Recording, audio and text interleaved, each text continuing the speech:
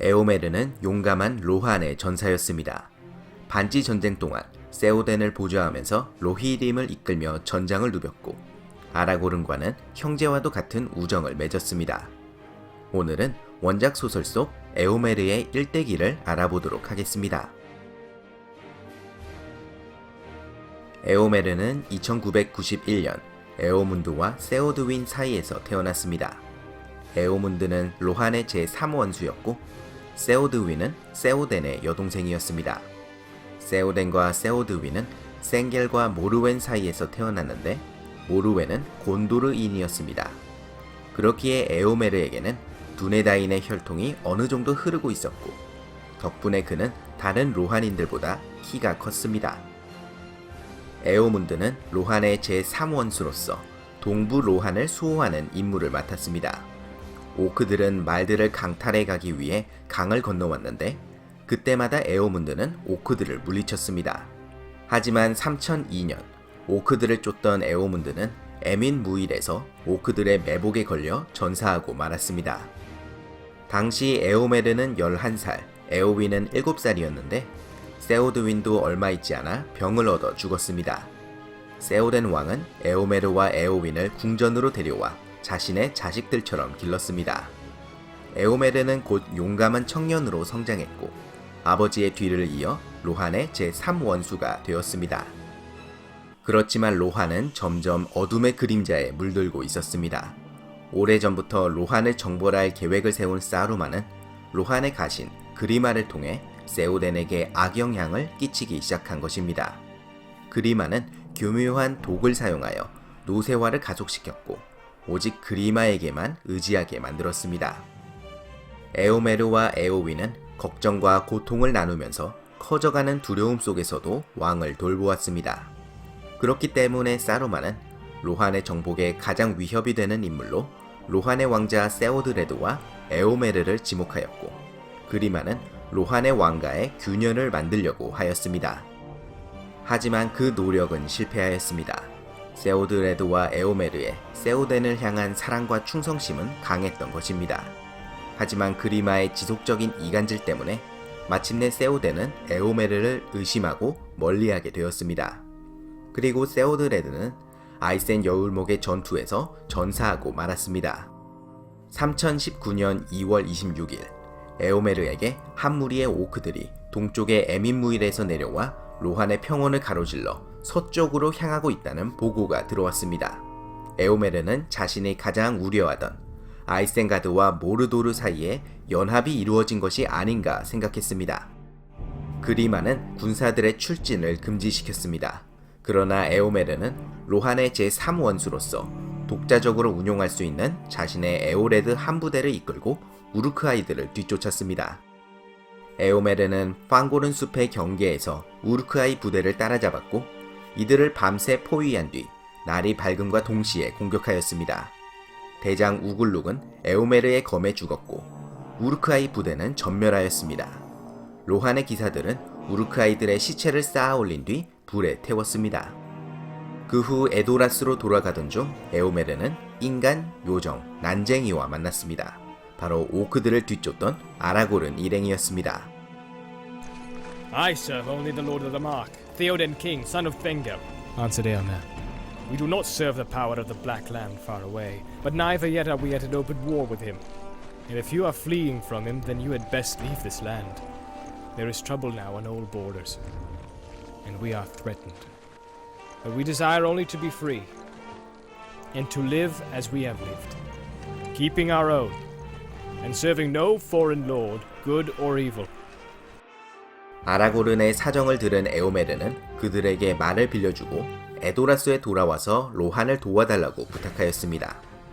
그 후 에오메르는 에도라스에 도착하였지만 왕의 명령을 어기고 출전한 죄로 감옥에 갇혔습니다. 하지만 간달프가 에도라스에 이르러 세오덴을 치유하였습니다.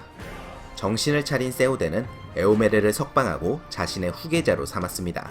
그 후 세오덴은 사루만과 맞서 싸우기 위해 군사들을 이끌고 아이센 여울목을 향해 출전하였습니다. 에오메르는 이때 난쟁이 김리와 함께 자신의 말 불꽃발을 타고 출진하였습니다. 전에 갈라드리엘에 대해서 에오메르가 함부로 말하자 김리는 분노했었는데 에오메르가 제안한 화해의 표시였던 것입니다. 행군이 시작된 지 하루가 지난 후 아이센 여울목이 함락되었다는 소식을 들은 세오덴은 방향을 바꾸어 헬름 협곡으로 향했습니다. 로한의 군대는 곧바로 방어 준비를 시작하였고 에오메르는 협곡의 성벽과 탑 위, 그리고 뒤편에 정예병들을 배치하였습니다. 그날 밤 헬름 협곡에서 치열한 전투가 벌어졌습니다. 에오메르는 명검 구스위네를 들고 아라고른과 함께 우르크아이와 맞서 싸웠습니다. 성문을 공격하는 적들을 습격하는 도중 에오메르는 위기를 맞이했지만 몰래 뒤따라온 김리의 도움으로 목숨을 건졌습니다. 새벽이 머지 않았을 때 성벽이 함락되면서 방어선이 휩쓸렸습니다. 로한의 병사들 중 일부는 동굴로 퇴각하였고 이 중에는 에오메르와 김리 그리고 감링이 있었습니다. 하지만 헬름의 나팔 소리와 함께 로한의 병사들은 반격을 시작하였고 간달프의 원군과 함께 헬름 협곡의 전투는 로한의 승리로 끝이 났습니다. 이후 에오메르는 아이센가드로 향하는 세오덴을 보좌하였고 곤도르를 돕기 위해 로한의 군대를 소집할 준비를 하였습니다. 그러나 아라고르는 죽은 자들의 길로 향하기 위해 헤어졌고 에오메르는 이를 안타깝게 여겼습니다. 검산 오름에 도착한 세오덴과 에오메르는 곤도르의 전령으로부터 구원 요청을 받았습니다. 에오메르는 에오윈과 슬픈 작별을 나누고 세오덴과 함께 에도라스로 향했습니다. 그리고 6,000명의 로히림은 미나스 티리스를 향해 진군하였습니다. 펠레노르 평원에 다다랐을 때 이미 미나스 티리스는 모르도르의 대군에 포위를 당한 상태였습니다. 로히림은 북쪽에서부터 모르도르의 군대를 덮쳤습니다. 에오메르는 중앙군을 이끌며 세오덴과 함께 돌격하였습니다. 로한의 군대는 오크와 하라드림과 맞서 싸우면서 큰 활약을 펼쳤지만 나주굴의 대장 마술사 왕의 공격에 세오덴은 전사하고 말았습니다. 세오덴은 숨을 거두기 직전 에오메르에게 왕의 기치를 넘겨주었습니다. 그때 에오메르는 여동생 에오윈이 쓰러져 있는 것을 발견하였습니다. 에오윈은 마술사 왕을 물리쳤지만 그 어둠의 힘 때문에 충격을 받고 혼신한 것이었습니다. 에오윈이 죽었다고 생각한 에오메르는 분노하여 로히림을 이끌고 돌격하였습니다. 그러나 모르도르의 군대는 수가 너무나 많았고 에오메르는 곧 포위당했습니다. So he rode to a green hillock, and there set his banner, and the white horse ran rippling in the wind. Out of doubt! Out of dark! To the day's rising! I came singing in the sun, swords unsheathing! To hope's end I rode, and to hearts quaking! No for wrath! No for ruin! And a red night war! These days he spoke, yet he laughed as he said them. For once more lust of battle was on him, and he was still unscathed, and he was young, and he was king, the lord of a fell people. 하지만 이때 곤도르 남부의 구원군을 이끌고 아라고른이 도착했고 동시에 미나스 티리스에서는 임라힐 대공이 반격을 시작하였습니다. 격렬한 전투 끝에 모르도르의 대군은 전멸하였고 제3시대 최대의 전투였던 펠레노르의 평원 전투는 곤도르와 로한의 승리로 막을 내렸습니다. 많은 이들이 다치고 죽었지만 아라고른, 에오메르, 임라힐은 그 무예와 분노 덕분에 아무런 부상도 입지 않았습니다. 다행히 에오윈은 살아있었고 아라고른의 도움으로 치유의 집에서 깨어났습니다. 다음날 에오메르는 임라일과 함께 아라고른의 회의에 참석하였습니다. 이 마지막 회합에서 아라고른은 검은 문으로 진격하여 프로도가 임무를 달성할 수 있게 사우론의 눈길을 끌으려는 작전을 세웠습니다.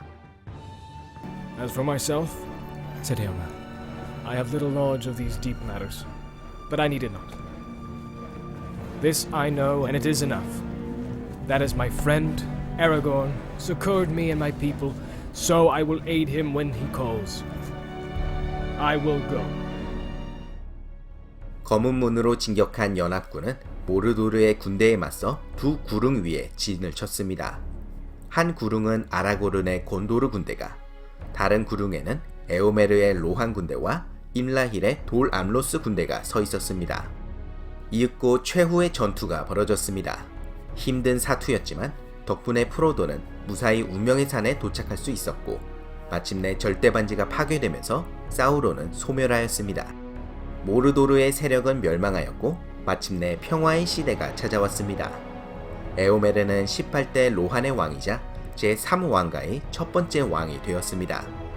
아라고른 그리고 임라일 대공과 깊은 우정을 맺은 에오메르는 자주 곤도르를 방문하였고, 제3시대의 마지막 해에 임라힐의 딸 로시르이엘과 결혼하였습니다. 에오메르의 시대에 로한의 백성들은 평화를 누렸기에 인구가 증가했고 말의 숫자도 크게 불어났습니다. 하지만 사우론이 심어놓은 증오와 악은 아직 완전히 사라지지 않았고, 아라고른은 아직 많은 적들과 싸워야 했습니다. 그리고 아라고른이 전쟁을 치르러 가는 곳이면 어디에나 에오메르도 함께 출정했습니다. 에오메르는 왕이 되었을 때 아직 젊은 나이였기에 65년 동안이나 로한을 통치하였습니다. 제4시대 63년, 93세의 에오메르는 샤이어의 정가를 보내 메리를 다시 보고자 하였습니다. 메리는 피핀과 함께 로안에 도착하였고, 그해 겨울 에오메르는 아들 엘프위네에게 왕위를 물려주고 세상을 떠났습니다. 에오메르는 제가 정말로 좋아하는 인물입니다. 용기와 충성으로 세오덴을 모셨고 아라고른과는 형제와도 같은 우정을 맺었습니다. 그리고 지혜로운 왕이 되었으니 그의 이명에 맞기에 로안에게는 축복의 위인이었습니다. 여러분은 앞으로 어떤 인물의 일대기를 알고 싶으신가요? 아래 댓글에 남겨주시고요. 좋아요와 구독 부탁드리면서 저는 다음 영상으로 돌아오도록 하겠습니다. 감사합니다.